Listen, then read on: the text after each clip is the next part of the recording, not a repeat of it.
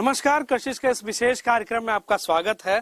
इस वक्त जो तस्वीर हम आपको दिखा रहे हैं वो एक शहर की है, जो शहर कैसे विकास के जाल में आकर सिमटता है, सिकुड़ता है और जिंदगियां इन सिकुड़े हुए जगहों पर कैसे रेंगती है। अगर आपको कहीं देखना है तो उसके लिए आपको झरिया आना होगा।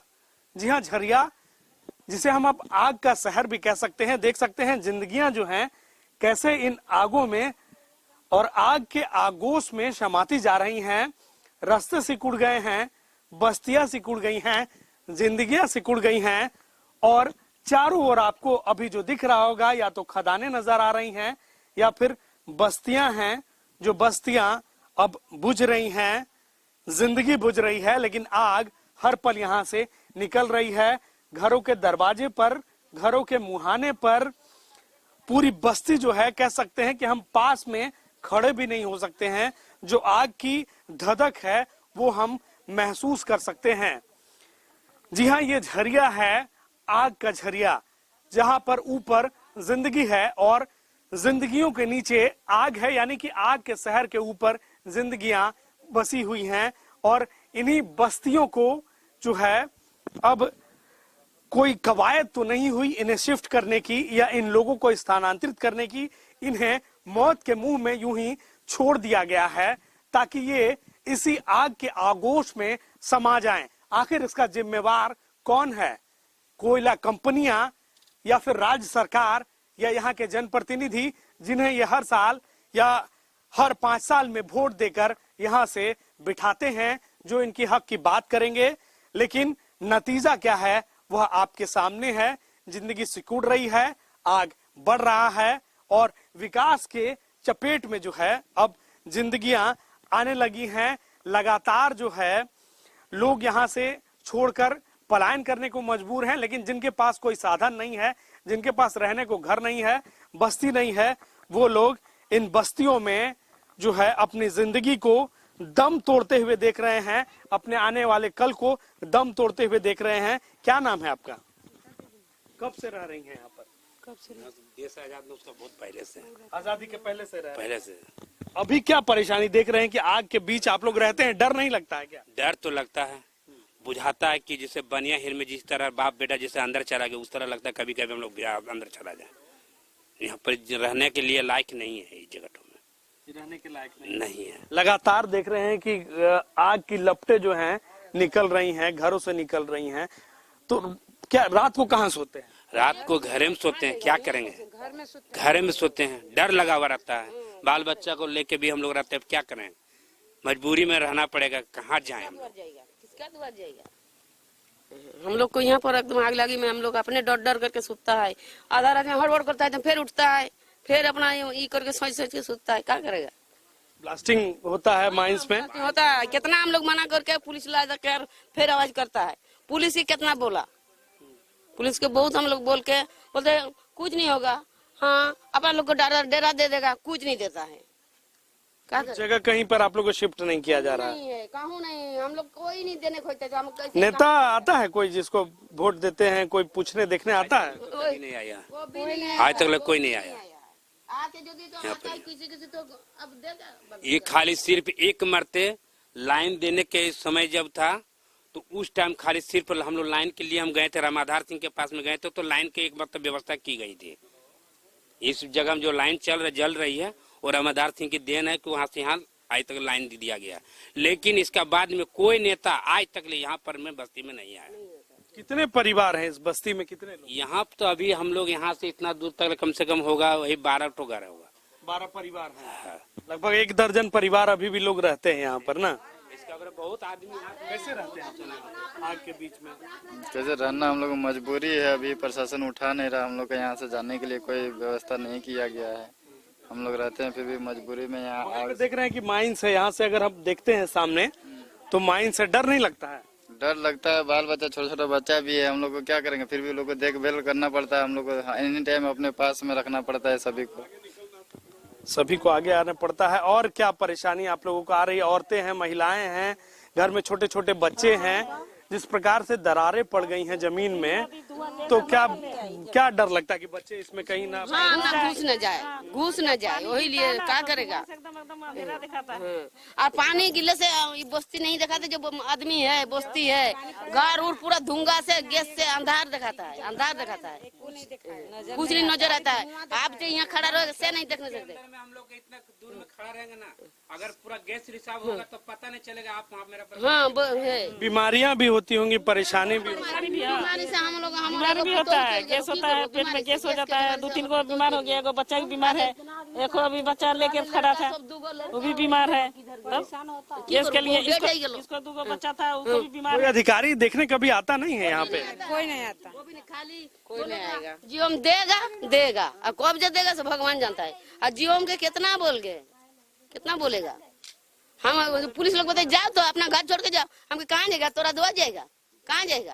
पत्थर उड़ के है, इसको लगा देखने नहीं आया। पत्थर है तब देखिए पत्थर ये है, इसको पत्थर ब्लास्टिंग, हेवी ब्लास्टिंग होता है। ब्लास्टिंग होता है, हिल जाता है। तोड़ दिया, देखो ना करकट तोड़ दिया, करकट तोड़ के घुस जाता है पत्थर। देख सकते हैं ये घर जो है सामने, कई सारे घर जो हैं वो क्षतिग्रस्त हैं, क्योंकि बगल में जो भी काम कर रही है खनन की कंपनी, उससे जो आउटसोर्सिंग से जो ब्लास्टिंग होते हैं उनसे बड़े चट्टान घरों पर आकर गिरते हैं और लोग तो साथ में जख्मी होते ही हैं, लेकिन जो उनका आशियाना है जहां पर ये रहते हैं वो भी क्षतिग्रस्त होता जा रहा है। कह सकते हैं कि मौत के मुंह में ये अपनी जिंदगी को गुजर बसर कर रहे हैं लोग, लेकिन इन्हें देखने वाला ना तो कोई जिला प्रशासन का अधिकारी है, ना ही कोई कोल कंपनियां जो यहाँ काम कर रही हैं वो इन्हें देखने आती हैं। इनके हालात पर इन्हें छोड़ दिया गया है और जिंदगी से हर पल ये जो रजवार बस्ती के लोग हैं, लगभग 1 दर्जन परिवार अभी यहाँ पे बच गए हैं जिनको कहीं जाने का रास्ता नहीं है। बहुत सारे लोग छोड़ के चले भी गए, लेकिन इनके पास ना तो कहीं जमीन है, ना और कोई विकल्प है, ना रोजगार है। आखिर ये जाएं तो जाएं कहाँ। वक्त हो चला है एक ब्रेक का। ब्रेक के बाद हम आपको दिखाएंगे आग के शहर की कुछ और झलकियां।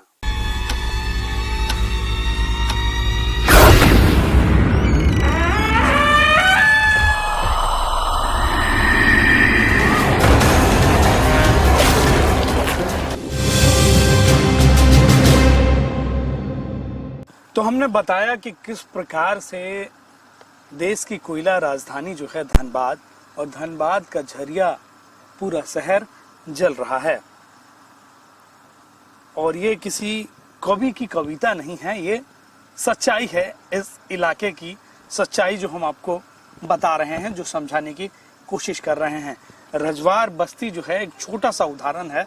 ऐसे कई इलाके हैं जो झरिया में कई 100 सालों से जल रहे हैं। लगभग 100 सालों से यहाँ पर भूमिगत आग लगी हुई है। सरकार कहती है कि जमीन के नीचे पूरे झरिया में आग है और भट्ठी बने जमीन पर लोग भविष्य की आस में जिंदगी जी रहे हैं। ये किसी त्रासदी से कम नहीं है और इस त्रासदी के साथ लोग जीने को यहाँ पर मजबूर हैं। पल पल दम तोड़ती जिंदगी, दम घोटता वातावरण में धुआं और उस धुएं में राख होती जिंदगी। सिकुड़ता शहर विकास के लिए, और वो विकास जो जिंदगियों को समेट रही है। लेकिन जो चंद परिवार रजवार बस्ती में बचे हुए हैं, नियोजन नीति तो बनती है लेकिन इनके लिए कोई नियोजन नीति अभी तक नहीं बन पाई है, ना इन्हें शिफ्ट किया जा सका है अब तक। और ये भी इस आस में हैं कि कोई बाबू, कोई अधिकारी, कोई जनप्रतिनिधि इनके पास भी आए, इनकी हालचाल लेने, इन्हें पूछने के लिए कि क्या आप जिंदा हैं। जीते जागते शमशान का नमूना है ये रजवार बस्ती, जहां पर हम इसे एक प्रकार से जिंदा शमशान भी कह सकते हैं। अब यह देखना होगा कि प्रशासन कब इन पर नजरें इनायत करता है, सरकार कब इन पर अपना ध्यान आकृष्ट करती है।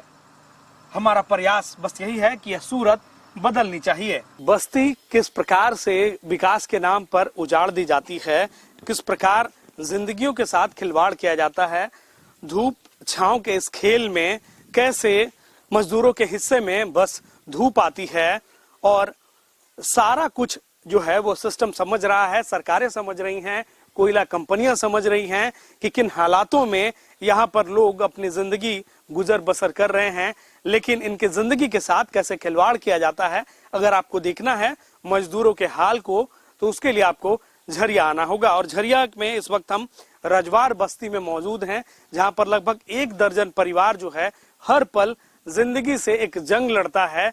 हर पल इनकी लड़ाई रहती है कि अगर इस पल में बच गए तो फिर जिंदा रह गए, वरना फिर मौत की आगोश में जो है वो जमीन इन्हें ले लेगी, इनकी जिंदगियों को ले लेगी। लेकिन इन सब के बीच जो सिस्टम है वो कहीं ना कहीं सोया हुआ है और लोग अपनी नींद भी इन बस्तियों में कैसे गुजारते होंगे वो आप देख सकते हैं। नजारा जो है, घरें उजड़ गई हैं, घर ढह रहे हैं, घरों के बीच से आग की लपटें निकल रही हैं। आग का शहर जिसे कहते हैं हम झरिया, वो झरिया को अगर समझना होगा आपको नजदीक से तो इन परिवारों से मिलना होगा, इनके बीच आना होगा। और कोई बीमारियां जैसे बढ़ती जा रही हैं तो उसके लिए कोई पहल नहीं होता है ना, कुछ नहीं। बीमारी तो हुआ था, इसको बहू एक मर गया यही गैस से। देखो बच्ची देखो कैसा हो गया है, इसको 2 बच्ची चल गया अपना, माँ मर गया इसको तब गैस से, गैस के शिकायत। और एक लड़का के हुआ है तो वो लड़का भी अपना जनाने खातिर अभी गया है बंगाल। तो भी गैस से शिकायत। बच्चे जो हैं वो किस प्रकार से यहाँ पे, क्या बच्चों को क्या परेशानी आती है? बीमार होता रहता है, जर बुखार। जिस प्रकार से यहाँ पर गैस निकलते हैं, मीथेन गैस या फिर अन्य प्रकार के जो जहरीले गैस हैं, उनका असर जो है मानव जीवन पर होता है। संतोष जी हमारे साथ मौजूद हैं जो लगातार रजवार बस्ती की लड़ाई लड़ रहे हैं, उनसे ही जानेंगे क्या यहाँ पर जो मुद्दा रह गया है, लोगों की जिंदगी के साथ कैसे खिलवाड़ हो रहा है। देखिए यहाँ पर 200 से ज्यादा का बस्ती है और रजवार बस्ती में 2 करीब है, लेकिन अभी 15-20 घर बचे हुए हैं। जो लोग थोड़ा बहुत भी सक्षम थे, जो लोग भी, देखिए रजवार बस्ती में आप यहाँ के लोगों से दिनचर्या के बारे में आपने देखा समझा। इस बस्ती को बीसीसीएल मैनेजमेंट कह रहा है कि इस बस्ती को उजाड़ने का कोई हम लोग पास प्लानिंग नहीं है, लेकिन आप देख सकते हैं कि बस्ती को उजाड़ने के बोलता है प्लानिंग नहीं है और यहाँ पर ब्लास्टिंग करता है, जिससे घर में दरार पड़ता है और लोग मौत के आगोश में समाने के लिए विवश है। बीसीसीएल सिर्फ इनको जो मुआवजा देना है, जो पुनर्वास करना है, इस चीजों से बचने के लिए नया हथकंडा अपना रहा कि हमको उजाड़ने का बस नहीं है। जब उजाड़ना नहीं है तो पानी क्यों काट रहे हैं, बिजली क्यों काट रहे हैं? और यहाँ पर इन घरों को देख लीजिए स्थिति, सच्चात मानवाधिकार का हनन है। लोग मौत के मुंह में समाने के लिए विवश है, इनको कोई व्यवस्था नहीं कर रहा, कोई न मुआवजा इन लोगों को दिया जा रहा और न इनको नौकरी दिया जा रहा। पहले यहाँ के लोगों ने बताया कि बीसीसीएल से 1995 में वार्ता हुआ था, समझौता हुआ था कि यहाँ के लोगों को नौकरी, जमीन के बदले नौकरी दिया जाएगा। उस सब किसी भी बात पर बीसीसीएल के अधिकारी अडिग नहीं है। और थोड़ा सा भी एक मानवता के आधार पर भी जिला प्रशासन हो या बीसीसीएल के अधिकारी हो, चाहे आउटसोर्सिंग में जो खनन करने वाले लोग हो, थोड़ा सा मानवता के आधार पर भी उन लोग को सोचना चाहिए। प्रदूषण से मर रहे हैं, गैस से लोग यहाँ पर मौतें हुई है और जीएम हो चाहे कोयला भवन हो, उन लोग के यहाँ कोई भी पहल नहीं हो रहा। इसलिए हम लोगों ने इस बस्ती को लेकर कल भी हम आमरण अनशन में दिन भर बैठे थे, ये सारे महिलाएं बैठी थी और लगातार हम आंदोलन कर रहे हैं। और जब तक इन लोगों को न्याय नहीं मिलेगा और इन लोगों को हक नहीं मिलेगा, इन लोगों को पुनर्वास नहीं किया जाएगा, मुआवजा नहीं मिलेगा, हमारा लड़ाई फ्रेंड ऑफ संतोष सिंह का कांग्रेस के बैनर पर हो, फ्रेंड ऑफ संतोष सिंह के बैनर पर हमारा लड़ाई जारी रहेगा जब तक ये। और अगर कुछ भी हुआ, अब दोबारा यहाँ के रहने वाले लोगों को कुछ भी हुआ तो सीधा एफआईआर बीसीसीएल के अधिकारियों पर हम कराएंगे जनहित में। और जो इन लोग को केस कराने का धमकी या जिला प्रशासन से, पुलिस से भयभीत कर रहा है लोग, अब इन लोगों के साथ चट्टान की तरह यहाँ के रजवार बस्ती के साथ हम खड़ा है और इन लोगों को मदद करेंगे हम। आप जो लड़ाई लड़ रहे हैं वो एक बड़ी सिस्टम से तो है ही, लेकिन कई सारे बड़े जो व्यापारी हैं या माफिया तत्व के लोग हैं, कितना परेशानी आता है इस प्रकार की जब लड़ाई लड़ते? देखिए, जब इस प्रकार की लड़ाई लड़ने के लिए हम आगे बढ़े ना, तो माफिया लोग, आउटसोर्सिंग कंपनी के लोग, आपको मैं बता दूंगा कि मेरे ऊपर हमको झूठे केसों में फंसाने के लिए स्कीम में लग गए हैं कि कैसे हम पर झूठे मुकदमे कर दिया जाए। लेकिन हम बीसीसीएल के आउटसोर्सिंग के गिदड़ भपकी से हम डरने वाले नहीं है। माफियाओं को तो हमेशा नाक में नकेल कसने का काम हम किए हैं धनबाद में। इसलिए हम उस समय किसी भी विषय से हम संशकित नहीं है और ना ही भयभीत है। हमारी लड़ाई जन मुद्दों पर है, यहाँ के गरीबों के लिए है। हमारी लड़ाई जब तक हम मुकाम पर नहीं पहुंचा देते इन लोग को हक नहीं दिलाते। 2 दिन के बाद जीएम अभी बाहर गए हुआ है। कल मैं चाह रहा था कि उपवास धरना के बाद मैं जीएम से वार्ता करूं इन तमाम महिलाओं को ले जाकर के, लेकिन जीएम ने मुझसे खबर भिजवाया अपने पर्सनल मैनेजर के माध्यम से कि 2 दिन के बाद आकर आएंगे तो मुझे कॉल करेगा, तब मैं तमाम यहाँ के लोगों को ले जाकर के मैं जीएम से वार्ता करूंगा और कि इन लोग को हक दे, नहीं तो एक छटाक कोयला यहाँ से उठने नहीं देंगे। तो अभी कोई स्थायी इनके लिए कोई मुकम्मल व्यवस्था नहीं की गई है। जीएम का कहना था कि इसके पहले आपको जीएम कह रहा था कि आपको लोग दिग्भ्रमित कर रहा है। हम कहे कि ये लोग क्या दिग्भ्रमित करेगा, इन लोग को आवास दो, इसमें दिग्भ्रमित करने का क्या जरूरत है। ये बात है, ये मौत के मुंह में गैस देख रहे हैं, ये छोटे छोटे बच्चों को देख लीजिए क्या हालत है। ये बच्चे का मौत के मुंह में ही रह रहे हैं और बोलता है कि हमको दिग्भ्रमित कर देगा। क्या दिग्भ्रमित करेगा ग्रामीण हमको?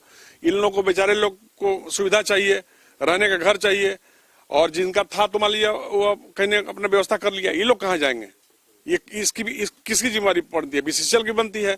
करोड़ों रुपए माफिया लोग को रंगदारी दे रहा, आउटसोर्सिंग कंपनी मैनेज करने के लिए और लूट खसोट के लिए बीसीसीएल मैनेजमेंट को हो चाहे प्रशासनिक अधिकारी हो, सबको मैनेज करने के लिए, गरीबों को देने के लिए उसके पास कोई व्यवस्था नहीं है। ये बहुत शर्म की बात है।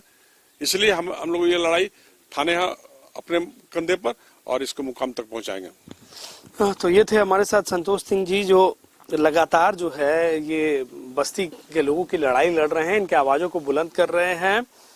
तो किस प्रकार से जिंदगी यहाँ पर जारी है इतनी परेशानियों के बीच, इसी को जिंदगी कहते हैं। अगर जिंदगी जंग का नाम है तो इस जंग को देखना है तो आप झरिया में रजवार बस्ती चले आइए, जहाँ पर बस्ती के लोग जो हैं हर पल एक जंग लड़ते हैं, जिंदा रहने की जंग, जिंदा रहने की जद्दोजहद जारी है यहाँ पर। और जो आग है वो कह सकते हैं कि आग के ऊपर ये बस्ती बैठी हुई है और किस प्रकार जिंदगी के साथ खिलवाड़ किया जाता है, जिंदगी को यूं ही छोड़ दिया जाता है तड़पने के लिए, मरने के लिए। वो आपको अगर देखना हो तो इन बस्तियों में आना होगा। मजदूरों के साथ कैसा खिलवाड़ यहाँ पर हो रहा है, इस बस्ती में आपका आकर अंदाजा लग जाएगा।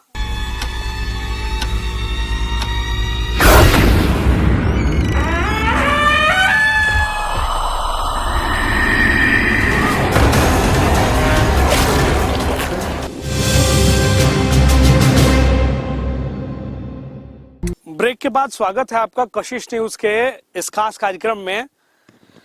हम इस वक्त मौजूद हैं मजदूरों के शहर में।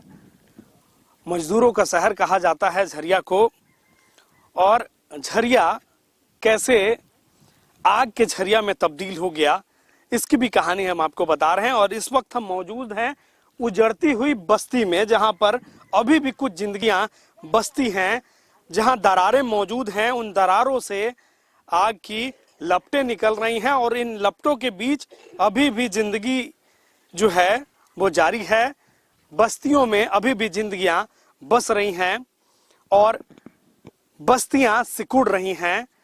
हम आपको ये जो नजारा दिखा रहे हैं, खड़े होने भर के लिए भी यहाँ पर हिम्मत चाहिए। जिस प्रकार से आग की जो लपटें हैं वो निकल रही हैं, कह सकते हैं कि आग धधक रही हैं और इन्हीं आगों के बीच में जिंदगी अभी भी बसर कर रही है।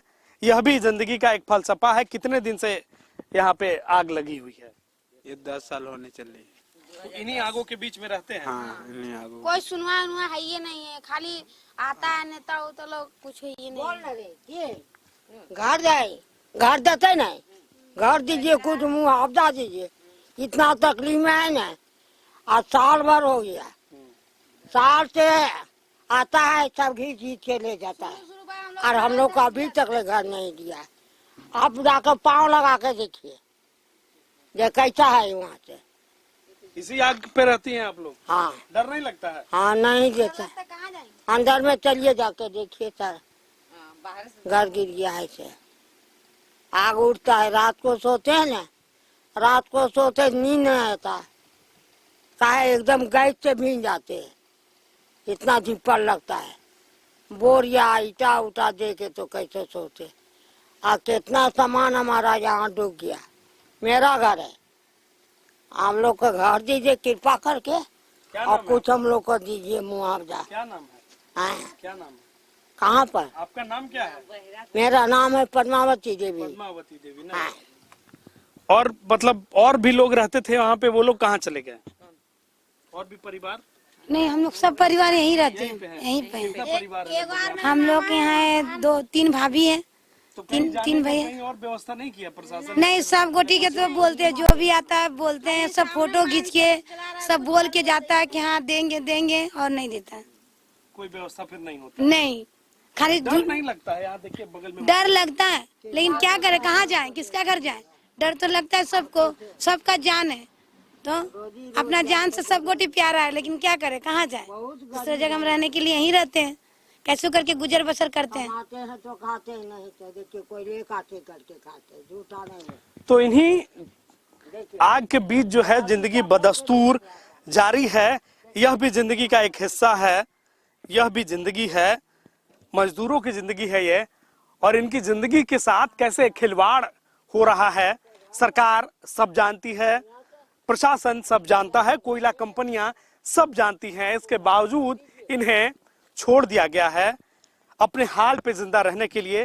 देख सकते हैं किस प्रकार से जो जिंदगियां हैं वो आग के आगोश में समाती जा रही हैं।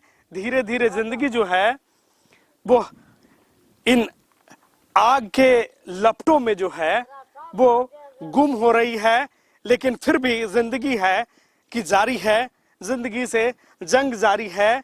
लेकिन इन्हें देखने वाला कोई भी नेता या जनप्रतिनिधि या फिर सरकारी मुलाजिम मौजूद नहीं है। ये सभी आज भी अपने हाल पर जीवित हैं। विकास के नाम पर कैसे जिंदगियां सिकुड़ती हैं, कैसे बस्तियां उजाड़ दी जाती हैं, अगर आपको कहीं देखना हो तो इसके लिए आपको झरिया आना होगा। और तो हमने आपको दिखाया कि किस प्रकार से जो बस्तियां हैं वो सिमट रही हैं, जिंदगी सिमट रही है। जिंदगी हर पल जंग से कम नहीं है, लेकिन फिर भी जो लोग हैं वो जिए जा रहे हैं। शायद इसी का नाम जिंदगी है। और जिंदगी कितनी विषम परिस्थितियों में आपको जीना सिखाती है, यह झरिया आपको सिखाता है कि किस प्रकार जिंदगी को कठिनाइयों में भी, परेशानियों में भी हंसते हंसते जिया जाता है। यह आपको झरिया सिखाता है, जहां पर मौत के मुहाने पर खड़े लोग भी मुस्कुरा रहे हैं। शायद इसी का नाम जिंदगी है। लेकिन विकास के जो भी लकीर है, उस लकीर पर जिंदगियां दांव पर लगा दी जाएं, ये भी सही नहीं है। सरकार को और प्रशासन को और जो जनप्रतिनिधि यहाँ से जीत कर जाते हैं, उनको सुनिश्चित करना होगा कि आखिर ये जिंदगियां कैसे बच पाएं। आखिर जो लोग जिंदगी से जंग लड़ रहे हैं उन्हें कहीं ना कहीं स्थानांतरित करना होगा, कहीं ना कहीं इन्हें शिफ्ट करने की जो एक व्यवस्था है वो व्यवस्था बनानी होगी सरकार को, कंपनियों को और जनप्रतिनिधियों को मिलकर, ताकि यह जो वादे हैं वो वादे ना रह जाएं और जिंदगियां जो हैं वो जीवित रह पाए, जिंदगी बच पाए। फिलहाल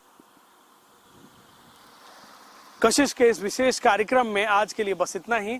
हम आपको झरिया की कुछ और भी कहानी दिखाएंगे, आग पे बसे इस शहर की और भी कुछ दास्तां आपको सुनाएंगे। फिलहाल मुझे और मेरे सहयोगी कन्हैया को दीजिए इजाजत।